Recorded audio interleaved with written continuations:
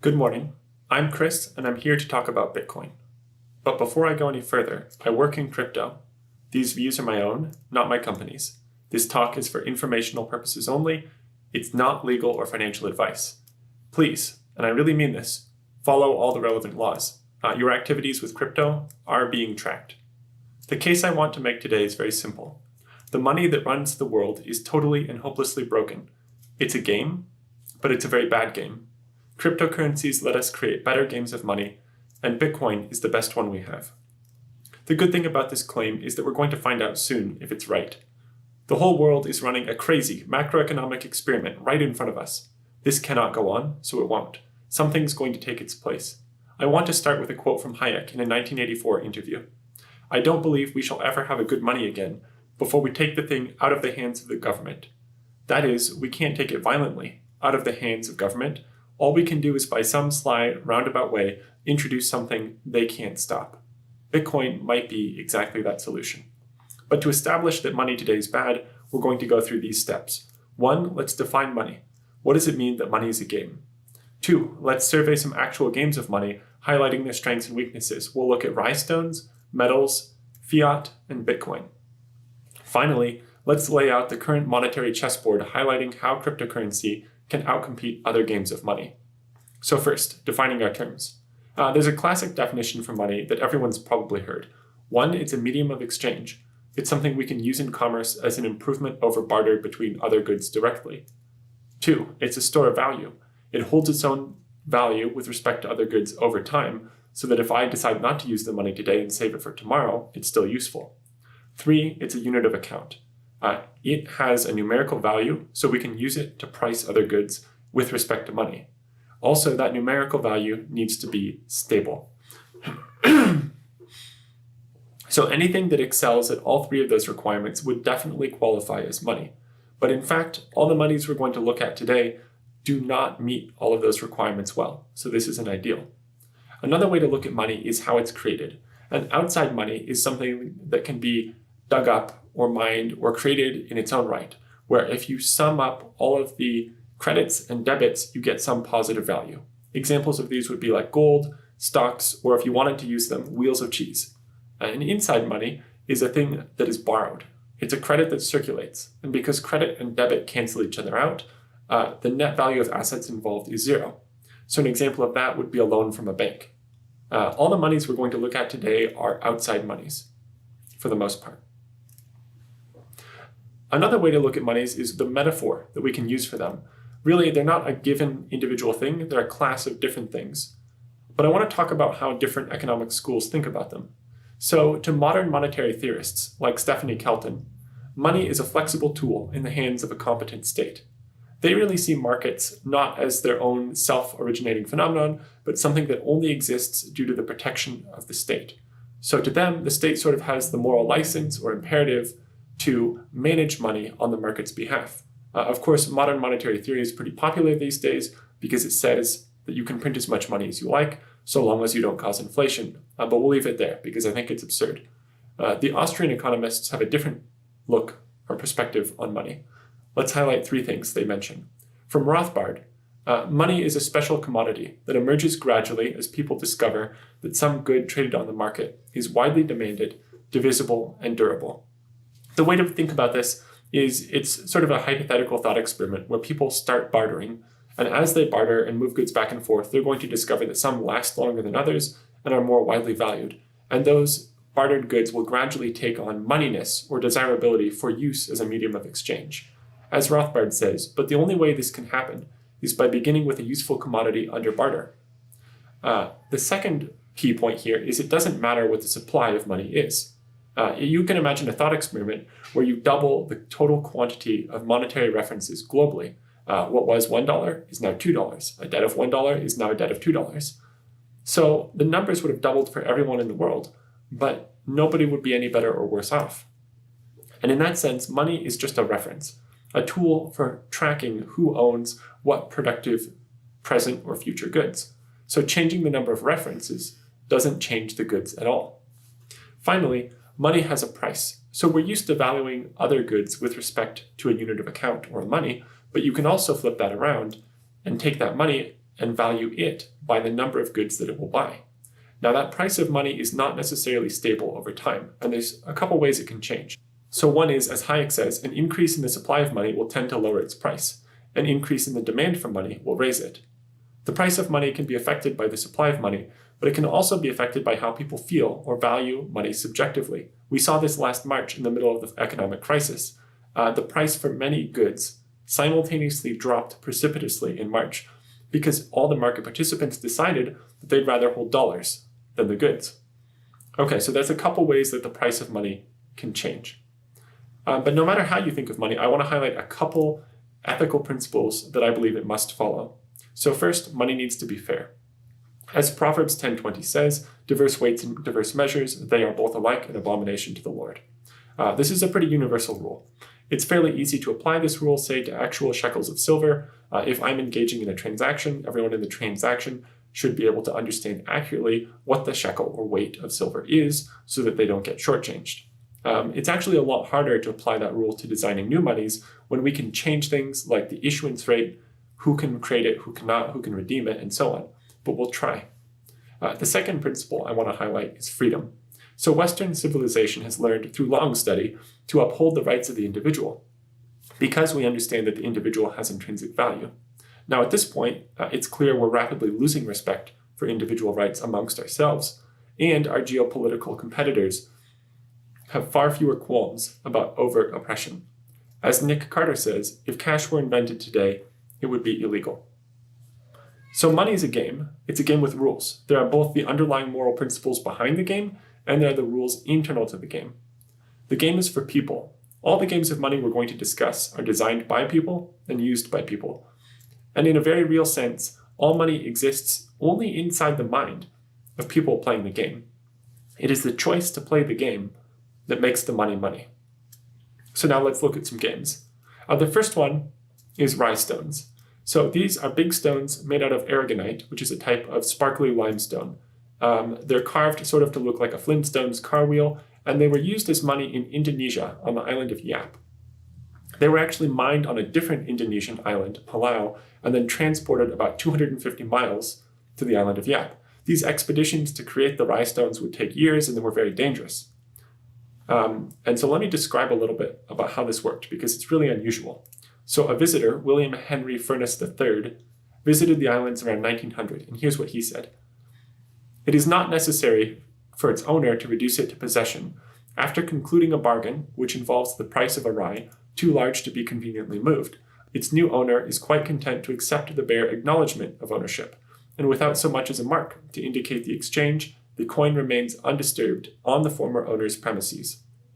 So this probably sounds like a terrible form of money, but it illustrates a couple key principles. One, it's a game. There's no natural law that makes anyone carve Rye Stones. Two, the game pieces are physical, but the game itself, the game scores, are held in the collective memory of the players. And that actually works pretty well in a small island where word gets around quickly. And it was actually a pretty good game because the Rye Stones were hard to make and they had to be transported a long distance, so they were scarce. If you held a Rye Stone, you could trust that that Rye Stone would still be valuable in the future. That is, of course, until some enterprising visitors came up with steam equipment and started manufacturing the actual Rye Stones. So at first, Rye Stones were a good medium of exchange because they could be exchanged orally, which is actually a pretty cool principle. They were a tolerable unit of account. There were thousands of these stones, but you can imagine making change for an individual purchase might have been a little challenging. And they were a poor store of value, eventually, because they were inflated away by people who manufactured them. So the Bank of Canada actually still has a Rye Stone in its reserve, but I don't think it's coming back anytime soon as a global reserve currency. So let's move on to metallism, specifically gold coins. Now I want to touch only briefly on metals because I think we all know how they work pretty well. Ideally, the sovereign creates a specific quantity of gold and they call it a coin and they keep it that way. The best time that ever happened, I think, was the Roman solidus, which one later was the Byzantine byzant. It was introduced by Emperor Constantine in 312 AD at about 4.5 grams of gold, and it held that weight, dropping only to about 4 grams of gold over the next 700 years, until it was debased by a Byzantine emperor, Michael IV, in 1034. So, if gold coins are issued by a trustworthy ruler, they work great. And the problem is that typically rulers run into some kind of short-term financial distress, classically paying for soldiers. And their natural alternative is to debase the currency, literally to put less precious metal into the coins. That's sort of a universal pattern that's occurred.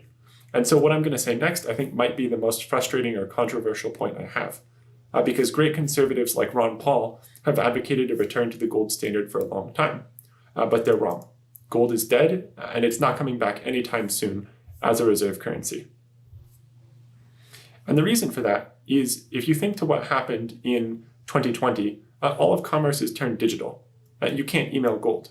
And so as a crazy example of this, Venezuela has a broken oil refinery, and they've had to pay Iran in 2020 9 tons of gold to get it fixed. But to do that, they literally had to fly airliners filled with gold across the world.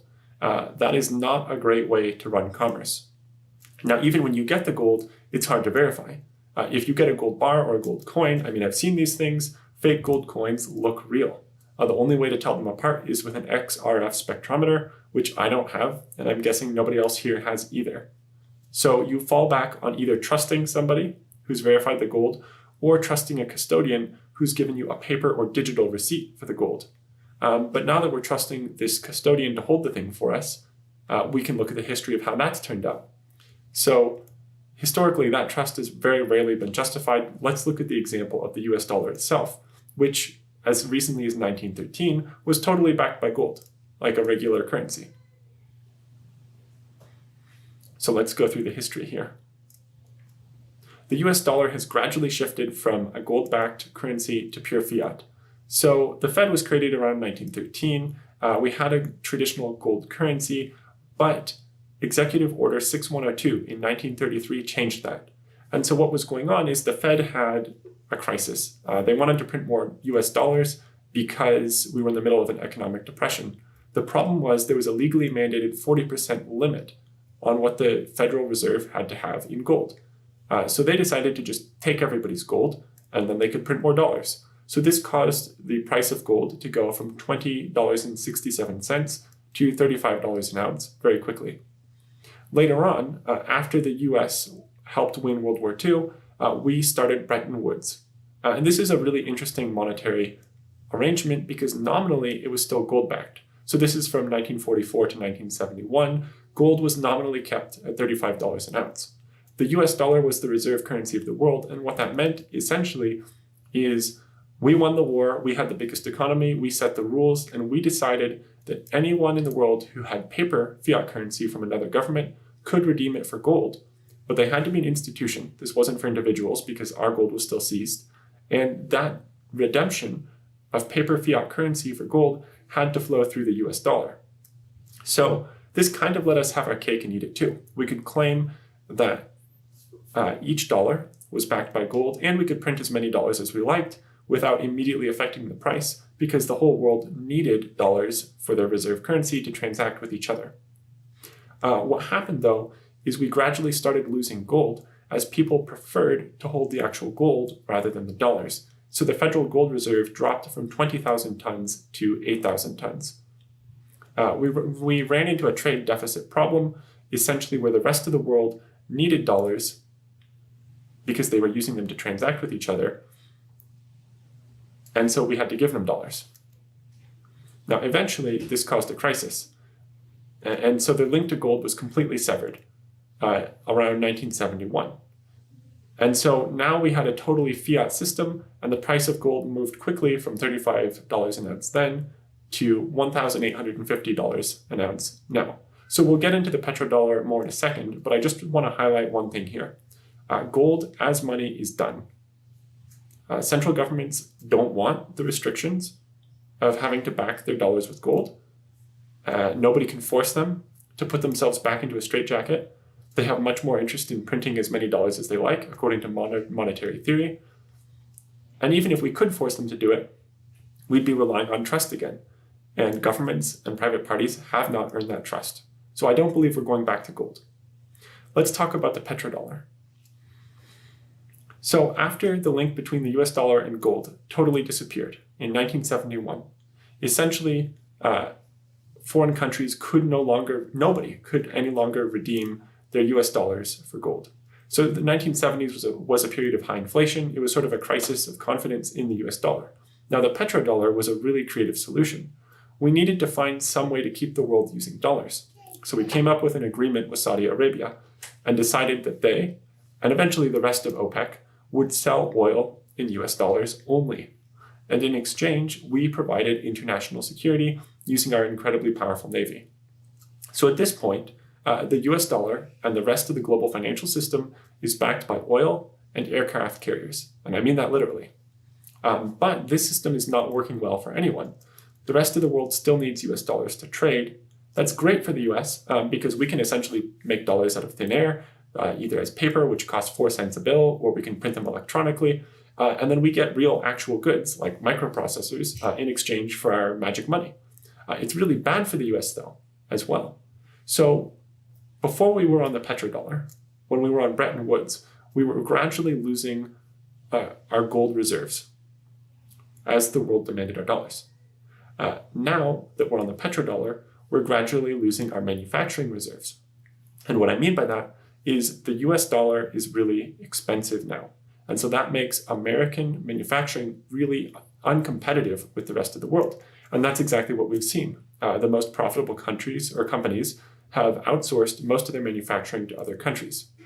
So this system is one that cannot go on as it's currently created. And to understand that in more detail, I highly recommend Lynn Alden's article called The Fraying of the US Global Currency Reserve System. I recommend reading it, and it'll give you basically a prediction for how the next decade or two is going to play out. So let's take a step back and look at how the petrodollar measures up to some of our other monies. Well, it's a great unit of account. Everyone can price things in dollars, and we do that mostly around the world. It's an okay medium of exchange. It works for you and I, but if you happen to be another country that is disfavored by the US financial system, then it's very hard to move money back and forth because we purposefully use the US dollar as a weapon, and we kick whole countries out of global commerce. It's also a terrible store of long-term value, because if you look at the price of gold going from $35 to $1,850 an ounce, that is not a good way to store value. So the US dollar is going to end its status as a reserve currency. That's very clear. This is something that's happened many times to other countries, and there's a regular pattern that reserve currencies go through where there's a new world order, like was clear when the US helped win World War II and was dominant in terms of trade. You eventually have peace and prosperity. You have a debt bubble and inequality. That bubble bursts, things fail, you print money, you have chaos, and then finally you end up with a new world order. It's very clear that the stage we're in right now is one of chaos. And if you want to understand more about how that cycle is going to play out, I highly recommend Ray Dalio, who has a couple great free online books. One is called The Big Debt Crisis, another is called The Changing World Order. So here's some concrete evidence that this order is crumbling right now. First is Instex, which is essentially a money capacitor, allowing Europe and Iran to transact without actually moving any dollars through US banks. They're doing that to get around our trade restrictions. Also, if you look at trade between Russia and India and Russia and China, it's very clear that the percentage of trades that are occurring in US dollars are dropping precipitously. So if the petrodollar is held up by the fact that it's used internationally for trade, and that's changing, that's a problem for the petrodollar. Finally, the US is simply put bankrupt. There's no way we're going to pay off all of the value represented by our current obligations. Now, we can pay off the actual dollars represented by our obligations by hyperinflating them, but that's a totally different thing entirely. So the global world order of the global reserve currency is going to change. It's not going to be the US dollar indefinitely. Let's move on to talk about cryptocurrencies like Bitcoin. Bitcoin is an electronic network for transmitting internally defined value. The white paper for Bitcoin was released by Satoshi Nakamoto on October 31st, 2008, and it was entitled Bitcoin, a peer-to-peer electronic cash system. Now, I'm not going to go into a lot of the technical details. We can save that for the Q&A, but I want to summarize Bitcoin like this. Bitcoin is built on a couple key philosophical principles. One is decentralization. We want to get rid of trusted third parties or centralized services because they're security holes. Time and time again, other forms of money that depend on them have failed. The key saying to remember this principle is not your keys, not your coins. Next, Bitcoin is cryptographic. Rather than depending on trusted third parties, we depend on math and cryptography. It uses digital signatures to sign messages, and that's what allows you to hold a private key, which represents ownership of an asset on chain. When you sign a message, you're allowing the asset to be transferred on chain to another party. We can talk about that more in the Q&A. It also uses hashes, which are essentially a form of digital work like flipping a coin. So Bitcoin is supported by hashes in the sense that these hashes are very, very expensive. I think it's a couple exahashes per second that are being used for Bitcoin right now. So around the world, a ton of energy is being spent on this fairly useless cryptographic hashing, but it allows us to solve a key problem, and that's resolving contradictory transactions or double spends. All you have to do in Bitcoin, rather than reaching consensus with the other participants manually or going to some other authority to determine which of the contradictory transactions you'll choose, you simply choose the transaction with the most economic energy expended supporting it. So that simple rule solves a lot of fundamental problems that other digital currencies run into. So finally, Bitcoin is deflationary. So there's a block that's made about every 10 minutes. The block can fit about 2,000 transactions in it. Miners creating these hashes are rewarded when they randomly guess the right hash. They're rewarded with Bitcoin. It used to be 50 Bitcoin per block, and then that is cut in half every 210,000 blocks. So it was 50 Bitcoin per block, and then about 4 years later, it dropped to 25 Bitcoin per block, and then 12.2, 12.5, and so on. Now, if we look at what's happened with Bitcoin over the past decade, it's actually surprising that it hasn't failed. Instead, it's survived some crazy bugs, big community divisions, lots of economic turmoil, and it's currently near all-time highs at around $34,000 at the time I'm saying this. Now, the price history is super chaotic, but if you zoom out and you look on a logarithmic scale, you'll see a pretty regular pattern. One, there's growing adoption. So all the people claiming it's a bubble have been wrong every year since around 2011. Two, there are price spikes. And if you correlate those with when the halving occurs, the price spikes occur roughly a year after each halving. And that kind of makes sense, because if the demand for Bitcoin were to remain constant and the supply is reduced during a halving event, then naturally the price that new participants would have to pay to get Bitcoin is going to go up.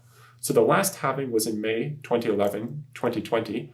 And so currently, we're in the middle of a price spike after halving. The timing kind of makes sense. I also need to point out that at this point, the US government has fairly favorable crypto regulation. Now, they have a lot of bad laws in general, but they've been reasonably fair with how they treat crypto compared to legacy finance. So it's going to be very, very hard for any given government or central bank regulator to inflate or control the quantity of Bitcoin or the rules of the network, because that's totally decentralized. It doesn't depend on any central authority at all. One caveat here, though, is that Bitcoin is not cash.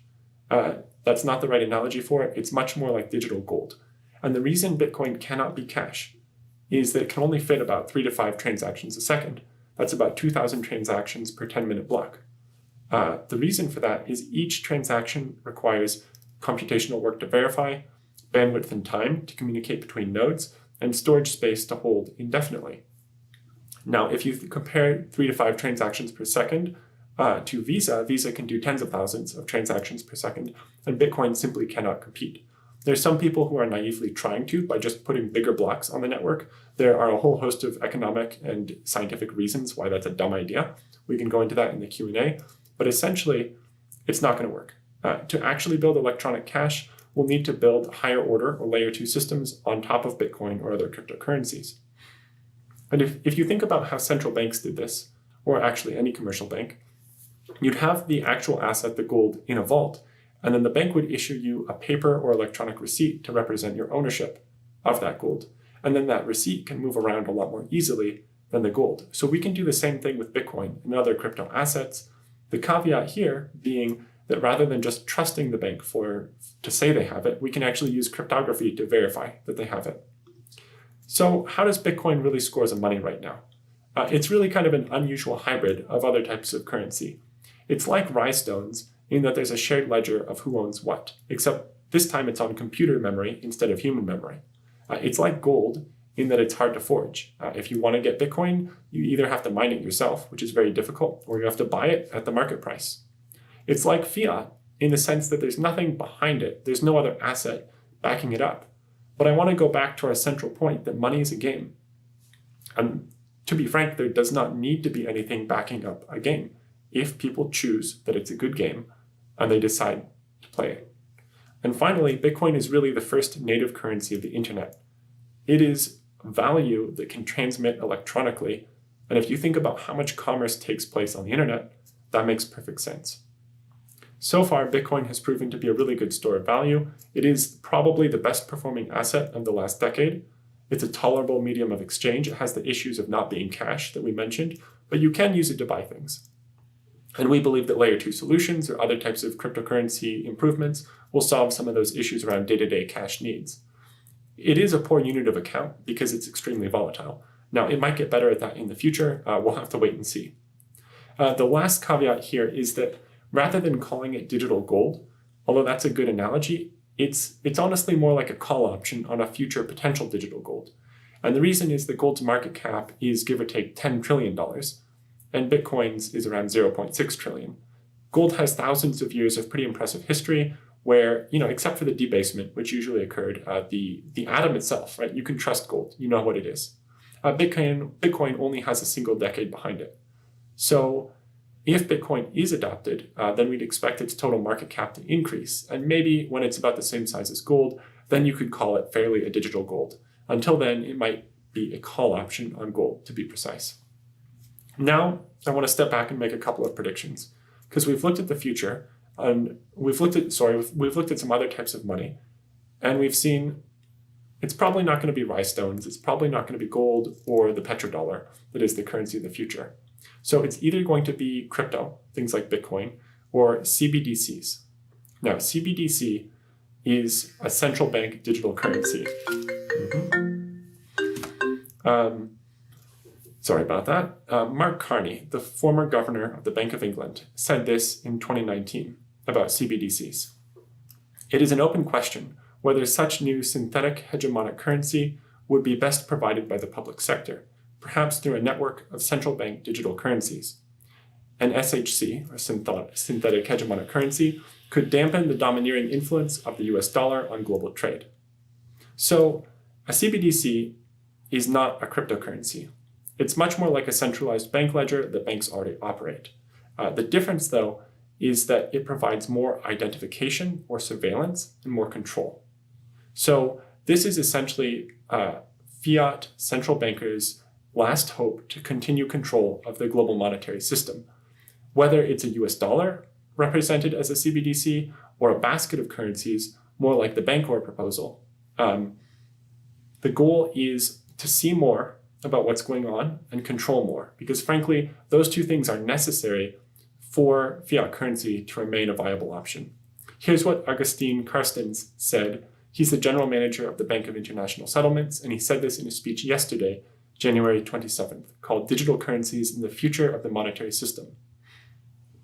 I argue that we will end up with central bank digital currencies with some element of identification. That is, with primarily account-based access. So, just to use money itself, they want to know who you are, just to allow that.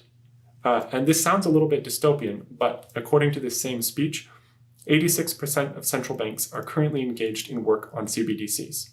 Now, one of them, of course, is the People's Bank of China. It's working on DCEP, which is called the Digital Currency for Electronic Payment. This is a pilot that's been going on since around 2014. It's in several cities, it has lots of companies collaborating, and of course, it's all about surveillance and control. So clearly, this is a dystopian outcome for the future. The petrodollar is not a good thing, but CBDCs are far, far worse. And if we're looking to avoid a dystopian outcome like this, crypto is the most likely alternative. Let's get back to the fact that we're playing a game of money. We can choose how to construct that game. We should construct a game that is fair and that is free.